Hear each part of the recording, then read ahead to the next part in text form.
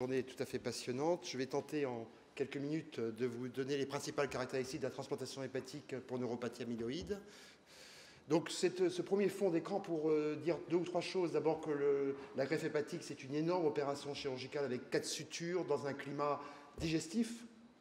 Donc c'est déjà, ça ouvre à toutes les complications donc chirurgicales et infectieuses. Deuxièmement, ce gros foie là, c'est, vous savez, quand on le coupe en 2 ou 3, il peut régénérer, donc c'est une vertu fantastique du foie et qui permet d'augmenter potentiellement les greffons. On verra que c'est en fait tout à fait limité.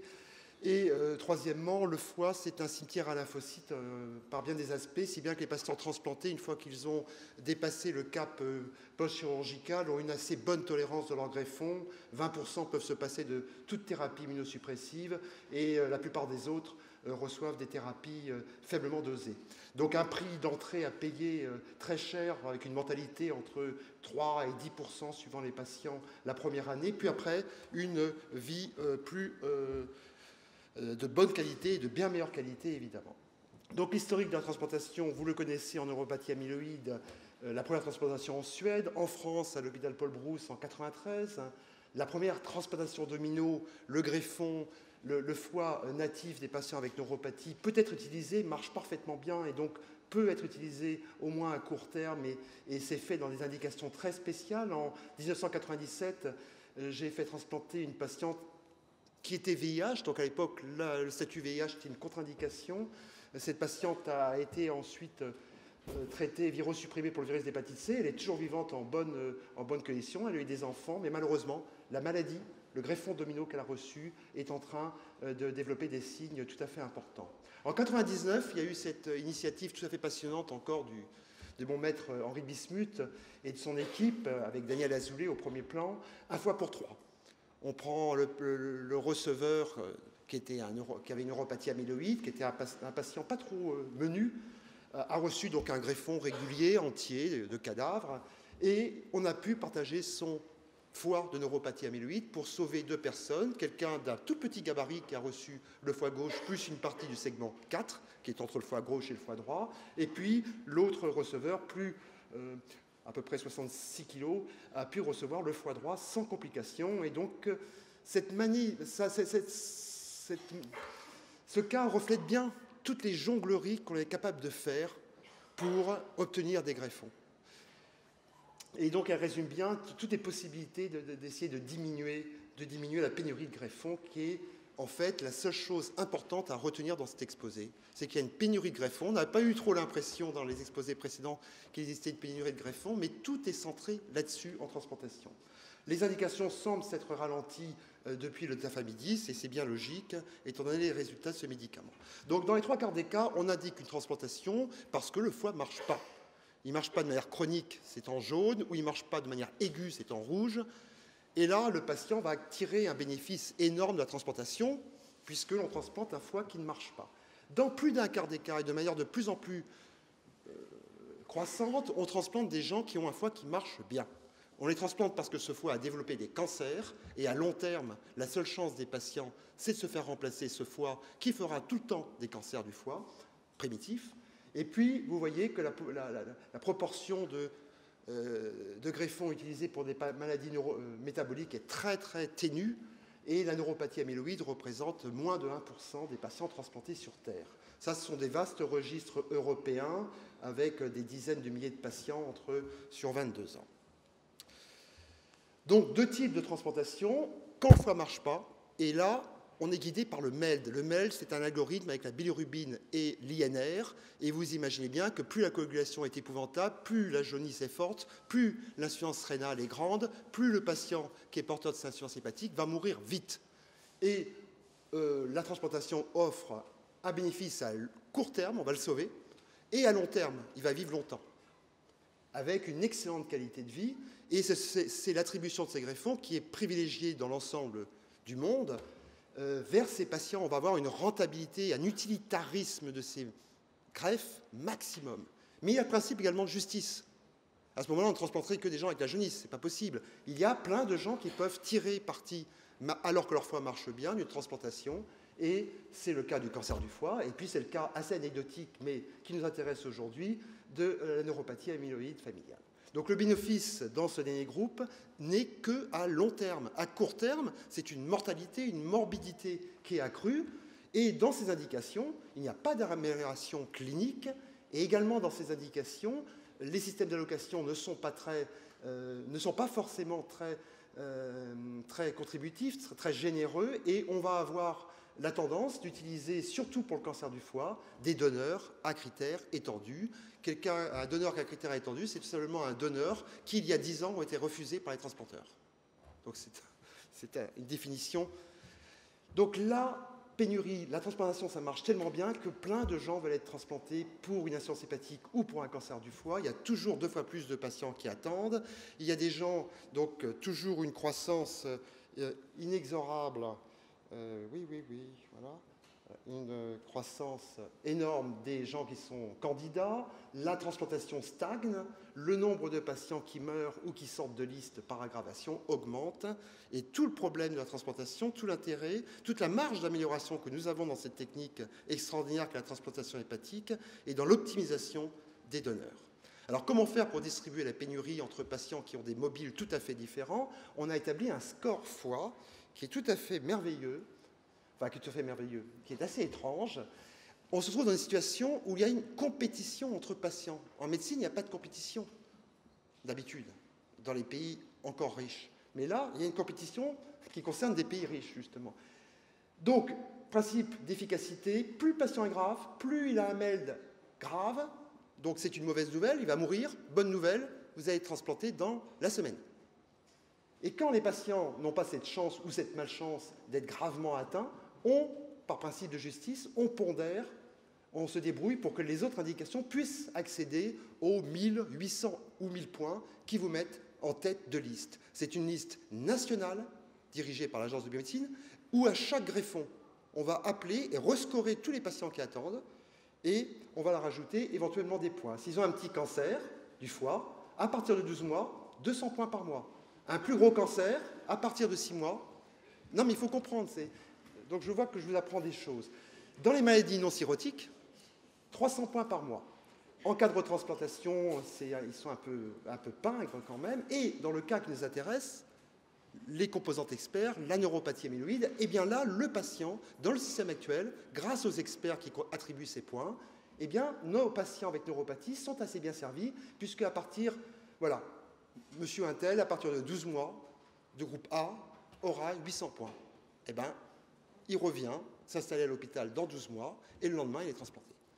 Et donc, le patient, surtout si le patient est tout à fait midis ou est stable, on est donc dans un système qui sert bien nos patients. Je passe les choses plus complexes pour pondérer ce. Donc, on utilise de plus en plus d'autres solutions que le greffon cadavérique. Et parmi les greffons non cadavériques, non réguliers, voilà, il y a le don familial qui est la forme majeure de transplantation dans le monde. En Europe, c'est anecdotique, c'est la forme majoritaire en Asie. Donc le monde, c'est l'Asie, c'est donc la forme majoritaire sur Terre, de très très loin. Mais parce que ces pays n'ont pas développé de dons cadavériques. C'est autorisé par la loi, par les religions, mais dans les faits, il ne se passe rien. Et c'est les familles qui donnent. Nous, on a une situation tout à fait inverse. On peut partager les foies en deux. Alors ça, c'est pas mal. Plutôt que de partager le foie en deux d'un pauvre donneur familial, pourquoi ne pas partager le foie en deux d'un donneur qui sera 2 fois plus utile? Et ça, c'est pas assez fait. Sauf quand M. Bismuth était en forme dans les années 99. Le foie domino, qui est une ressource minime, mais extrêmement précieuse. Et puis, on arrive également à la notion de donneur à cœur arrêté, mais c'est un peu dégoûtant et je préfère passer. 80% des cadavres des patients sont transplantés avec des foies stade 4 et on étend ce pool de donneurs grâce aux critères étendus. Donc on commence couramment à transplanter avec des greffons de 80, 90 ans. Les temps d'ischémie sont en train de s'allonger. Nous allons avoir des pompes qui pourront doubler le temps d'ischémie et donc de transport des organes d'un lieu de prélèvement au lieu de greffe. La stéatose reste un ennemi terrible et les équipes, dès qu'il y a un peu de stéatose, rejettent le greffon. On peut également greffer dans certaines circonstances des donneurs à partir de donneurs infectés. Donc on peut assez bien prédire les greffons qui sont formidables, un jeune avec 5 heures d'ischémie sans stéatose, et puis un greffon qui peut être épouvantable, quelqu'un de 90 ans avec de la stéatose et un temps de transport très prolongé. Néanmoins, cette politique pragmatique a permis de doubler le nombre de donneurs ces dernières années. Alors, la greffe domino, vous savez que le foie est parfaitement sain lors d'une neuropathie amyloïde, il est parfaitement fonctionnel. Il faut un peu modifier la technique de prélèvement, car quand on fait une greffe domino, il faut penser donc à implanter le greffon. Donc il y a une petite complication quand même avec la veine cave qui est toujours resséquée et qui nécessite la mise en place d'une pompe véno-veineuse pendant la greffe. Donc un peu de surmorbidité. Le patient avec neuropathie qui donne son foie en domino a une petite surmorbidité en plus. Et puis, vous le savez très bien, ce domino induit une amylose chez le receveur. Elle est possible, elle n'est pas toujours tardive, malheureusement, si bien que ces greffons, on ne les utilise que pour des patients qui n'ont pas accès aux poules de greffons, pour des mauvaises indications. Donc, finalement, le domino ne réduit pas la pénurie. Elle permet de faire des mauvaises indications. Et c'est un grand paradoxe.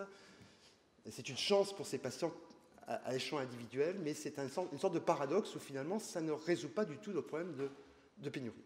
Et puis, rappelons quand même que c'est la démonstration expérimentale que la TTR mutée qui vient du foie est responsable, est suffisante en tout cas, est suffisante pour induire une réelle neuropathie chez le receveur. Quelques exemples, donc une vieille diapo, et c'est volontaire, il n'a pas fallu très longtemps, et il n'a pas fallu beaucoup de recul et de beaucoup de patients pour voir qu'il y avait déjà des cas chez les receveurs de greffons domino amyloïdiens, d'amylose de novo. Et je vous parlais tout à l'heure de ma patiente Catherine, qui 14 ans après la transplantation développe les premiers signes cutanés et est bien embêtée d'ailleurs. Alors cette transplantation, vous le savez tous, je ne vais pas m'étendre, elle marche. Elle marche. Là, on a la survie à 10 ans chez les patients avec la mutation la plus fréquente, 2/3 des patients ont la mutation 30. Visiblement, cette courbe de survie et la qualité de cette courbe de survie n'a absolument rien à voir avec ce que l'on aurait vu sans transplantation. Alors peut-être, voilà, les médicaments doivent concurrencer cette survie-là et ils pourraient, je pense, éventuellement le faire dans le futur, je l'espère. Il est bien connu que la transplantation est moins bonne pour les autres mutations en raison des atteintes cardiaques qui sont mal réversées ou pas du tout réversées par la transplantation. Il est clair également qu'il y a une amélioration récente des résultats. Donc on dépasse maintenant 80% à 5 ans, on n'y était pas vraiment antérieurement. Et puis on doit sélectionner mieux les patients qui ont des mutations autres que la méthionine 30. Mais il reste quand même un différentiel. Là, l'indication reine, à l'évidence, c'est la neuropathie peu évoluée, méthionine 30. Pour la transplantation isolée, évidemment. La régression des symptômes, donc il y a la littérature, il y a mon expérience, je suis ce type de patient depuis 1993. Je n'ai jamais vu réellement, d'une manière convaincante, régresser les signes. Les patients s'encouragent, hein. Oh, je vais moins aux toilettes, j'ai l'impression que ça me brûle moins, etc. Mais j'y crois pas trop et je pense qu'il n'y a aucune étude qui a montré ça de manière très forte. Il n'y a aucune amélioration de la qualité de vie. C'est pas parce qu'ils ne vont pas mourir qu'ils vont trouver ça bien. Non, c'est une détérioration de la qualité de vie, la transplantation. Il n'y a pas d'avantage immédiat à la transplantation hépatique et ça réclame beaucoup d'intelligence et de projection de ces patients. Avoir un gros risque à court terme pour être là dans 10 ans. Alors qu'on a peu de signes, et alors qu'on vous promet des progrès thérapeutiques imminents. Donc ça demande une gestion tout à fait difficile pour les patients, encore plus que pour leurs médecins. Et puis peuvent apparaître des nouveaux signes induits par la transplantation. Non ? T'es pas d'accord ? Donc très souvent, celle qui ne faisait pas d'infection urinaire va en faire pendant 6 mois avec des souches qui vont devenir résistantes. Celui qui digérait bien va commencer à être un peu bloqué du pylore. Et puis la dénutrition préopératoire, post-opératoire est tout à fait néfaste. Et il y a quantité de papiers déjà très anciens, celui de l'excellente série que nous avions fait à Paul Brousse, il y a déjà plusieurs décades, où on voyait très bien l'avenir funeste, malheureusement, de tous ces patients transplantés trop tard, qui marchaient avec des cannes ou qui avaient des incontinences urinaires. Et on voit très bien qu'il faut éviter de transplanter à un stade trop tardif, et je pense que cela reste une contre-indication. On verra si les nouveaux médicaments peuvent un petit peu modifier les choses. Mais rappelons quand même les grands classiques. Quand il y a une canne, quand il y a le déambulateur, quand il y a l'insuffisance urinaire, quand il y a les diarrhées, la grosse dénutrition, la transplantation va avoir de mauvais résultats. Et on peut se demander, là, finalement, puisqu'on va avoir des mauvais résultats, on peut ne pas transplanter. Ça, c'est en pénurie, c'est un choix parfaitement éthique. Ou alors, pourquoi ne pas transplanter ces patients, s'il n'y aura pas de révolution thérapeutique, évidemment, pourquoi ne pas être transplanté avec des foies refusées par les autres? Et on revient à la boucle, où on raisonne en transplantation toujours en système de compétition par rapport aux autres transplantations, et non seulement à l'échelon du patient. Enfin, c'est mon point de vue que je défends aujourd'hui. La poursuite de la maladie, vous savez que dans les mutations autres que la méthionine 30 et dans les formes de méthionine 30 évoluées, il y a la cardiopathie qui tue beaucoup de ces patients, et que les progrès récents ont été de mieux investiguer les patients pour du cardiologique, de les installer en défibrillateurs et autres appareils électroniques, mais quand même, il y a l'évolution de ces cardiopathies restrictives et qui est un véritable problème. Et là, il ne faut pas hésiter à, sous réserve de l'évolution thérapeutique, des nouvelles thérapies, il ne faut pas hésiter à recourir à la transplantation cardiaque concomitante. Et puis, il y a triste forme oculo-leptoméningée que j'ai vue 2 fois dans ma vie, où le patient, non seulement a une cardiopathie qui se poursuit après sa transplantation, est immunodéprimé, devient aveugle et essoufflé. Donc ça, ce sont des formes tout à fait tristes qui ne sont pas corrigées par la transplantation hépatique, puisque dans la cécité vient de la production de TTR par le système nerveux central, finalement. Alors, quelles sont ces recommandations? J'ai repris le tableau de David Adams pour ses vertus pédagogiques. Je ne suis pas trop d'accord, parce que je pense que c'est un tableau bien compliqué pour dire qu'il faut transplanter que des gens symptomatiques. Ça, on est d'accord. Il faut distinguer les 2 formes génétiques. Je ne suis absolument pas d'accord pour faire une ségrégation des patients sur un âge fixe. Pourquoi pas 69 ans ou 71,25? Ça ne se fait pas. Il n'y a aucune recommandation dans les systèmes d'attribution des greffons qui donne un âge fixe, dans pratiquement aucun pays sauf l'Angleterre. Voilà, ce n'est pas éthique, ça s'appelle de l'agisme. Néanmoins, il faut être réaliste. Quand on est vieux ou qu'on a des contre-indications à la transplantation, ce qui est plus astucieux, eh bien, effectivement, on ne transplante pas et tous les espoirs reposent sur les médicaments. Le grand message de cette diapositive, c'est qu'il faut que tous ces patients soient passés au moins sous un essai thérapeutique avant de les transplanter. Ça me semble tout à fait évident. Ne pas oublier les doubles transplantations quand elles sont nécessaires, et on les a souvent oubliées. C'est extrêmement lourd logistiquement. De greffer quelqu'un, le cœur, double équipe, utiliser le foie domino, c'est logistiquement possible que dans 2 ou 3 hôpitaux en France.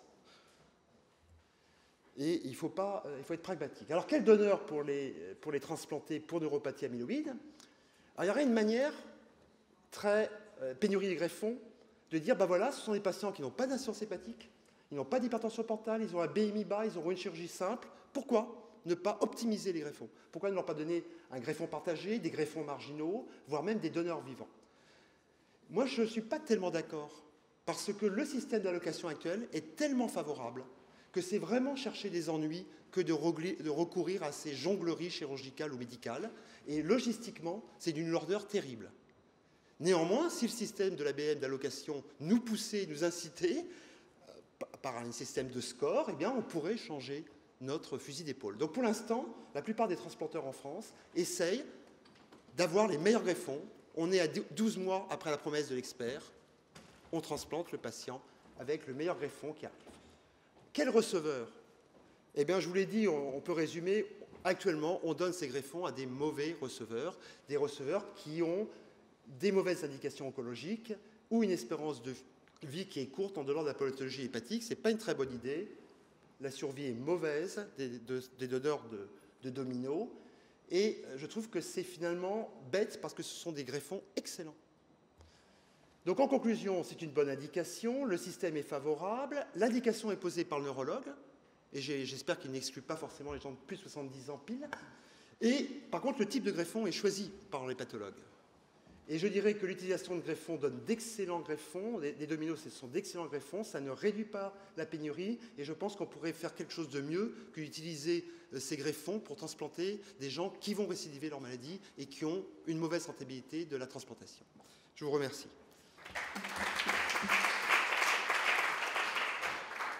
Merci Cyril.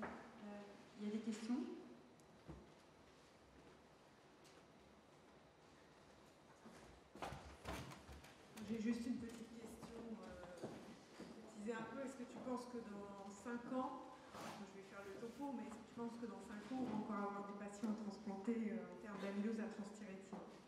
J'espère profondément non, même dans 2 ans, même dans 1 an. On a besoin de greffons, on a autre chose à faire qu'à transplanter des patients pour neuropathie amyloïde. Il y a tous les cancers du foie qui explosent. Voilà, non, ce serait une très très belle nouvelle. Très très belle nouvelle, évidemment. Et l'apport des greffons domino, finalement, est presque perverse, je trouve, dans notre système.